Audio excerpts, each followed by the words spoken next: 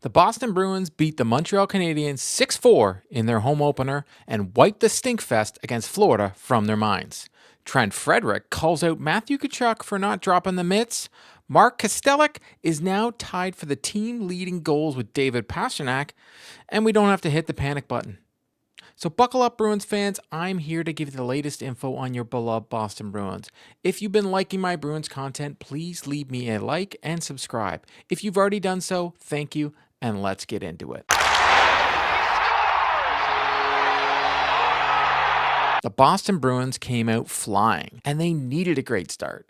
And who else but Captain Brad Marchand lays out a huge hit early on to set the tone. Montreal, though, unfortunately, directly after this, would open up the scoring with a power play goal from Brendan Gallagher from a tip from the side of the net. Boston would storm right back and get a power play goal of their own when Charlie McAvoy rips one home. It's always great for hockey when Boston versus Montreal is a fun game to watch. Montreal would take the lead minutes later with a sneaky goal from Cole Koepke, where no Bruin D-man picks him up and lets him sneak in from behind, and Swayman has no chance. It would be all Boston the rest of the period, with Swayman standing tall and challenging shooters, and then we get Mark Kastelic's goal that I didn't even know he could shoot the puck that well. The Bruins started playing with pace after that goal and never looked back. Kastelic, with his first as a Bruin, wouldn't be outdone because other new Bruin, Elias Lindholm, got his first with a tip from Zadorov's shot from the point to end out the first period.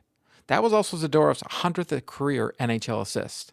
The pairing of Zadorov and McAvoy was electric and dominated when on the ice. It reminded me a lot of the McAvoy-Chara pairing from back in the day. They seemed to be the only pairing that was clearing out players from the front of the net and playing the body. Carlo had some trouble tonight and was beaten far too many times and needs to be better. Hampus Lindholm had a good game and was moving the puck up the ice and creating good chances and wasn't getting caught out of position. The second period, though, the ice was tilted as the Bruins had the Montreal Canadiens hemmed in their own zone most of the period. Which is kind of the opposite. Usually the Bruins come out and have a stinker in the second. Pastrnak scored a goal, which was his career goal 350, with a great feed from Pavel Zacha from behind the net. Cole Koepke followed that up with a goal of his own because he went to the net and didn't give up on the play, and was rewarded on Johnny Beecher's rebound, and it's 5-2 Boston. Up until this point, Swayman hasn't been tested that often, which I thought was a good thing.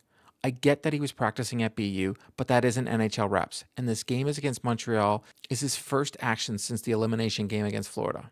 He was tracking the puck well up until this point and squaring off shooters, giving not a lot of real estate for them to look at. The third period started like the second ended, with Boston controlling the play, but Caden Gooley takes a screenshot from the point, which has eyes, and it's 5-3. Montreal is right back in the game and has life. Not too long after that, Zadorov breaks his stick, which leads to Brendan Gallagher all alone in front of the net, and it's quickly 5-4 Boston. And right before that, Swayman makes a huge save on Gallagher from another giveaway from Boston. It was like, for some reason, the Bruins decided in the third period to stop playing hockey. Luckily, though, Mark Kastelic quickly gets his second of the game from just putting pucks on the net. And now it's 6-4. I know it won't last long, but Kastelic is now tied with Pastrnak for the team leading goals. Other new Bruin, Elias Lindholm, ended the night with a goal and 2 assists and was 46% at the dot. Lindholm looked great out there and looked a lot more comfortable out there. The Bruins' bottom six, led by Kastelic and Koepke, were stars, though, as they drove the offense with 5 points between the two of them, including 3 goals. Both played a very good north-south game, made plays, tough on the forecheck, and were a pain in the ass to play against. Koepke only had 7 minutes and 20 seconds of ice time and got a goal and 2 assists. I thought Swayman played okay and made a couple real nice saves, but I was very glad he didn't get peppered tonight with shots because the Bruins' defense needs to be tighter. They're not moving bodies from the front of the net, and they're letting forwards get behind them and giving up far too many chances. The defense is supposed to be a strength of this hockey club, but they look slow at times. It's great that we learned that McAvoy-Zadorov is a dominating pair, but the other pairings need to get their act together or it's going to be a long season. In the aftermath of the 6-2 loss to open the season against the Florida Panthers, Trent Frederic was calling out Matthew Tkachuk after the game. You went right at Tkachuk right at the start of the game, and he kept the gloves on. Were you surprised that he took that route?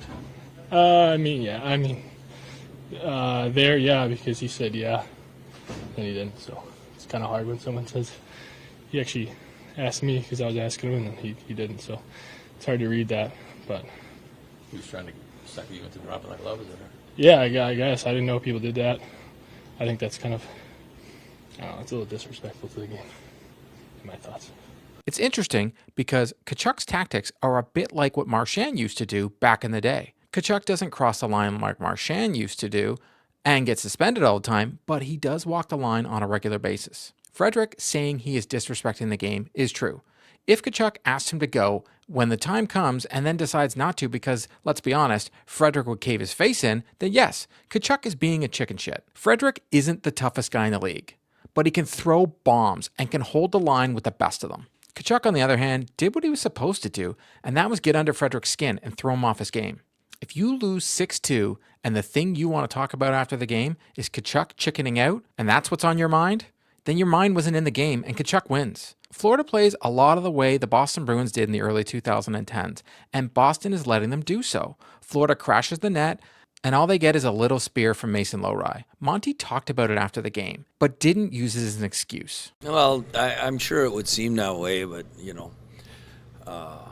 we cross-checked them. We went to the box. They cross-checked us. We had an opportunity to score a goal in the second there, and the call didn't go our way. But in general, it just, we weren't good enough in so many areas tonight. They were. The Bruins need to not let the Panthers beat them at their own game and play the game they want to play and not let Florida drag them into the gutter with them. Frederic and the Bruins need to suck it up and take it back to Florida when they come to Boston on October 14th. That's a wrap on today's video. To stay up to date on all the news surrounding the Boston Bruins, please subscribe and drop me a like. If news breaks surrounding the Boston Bruins, be sure to check out the channel. If you've already subscribed, thank you, and I'll see you next time.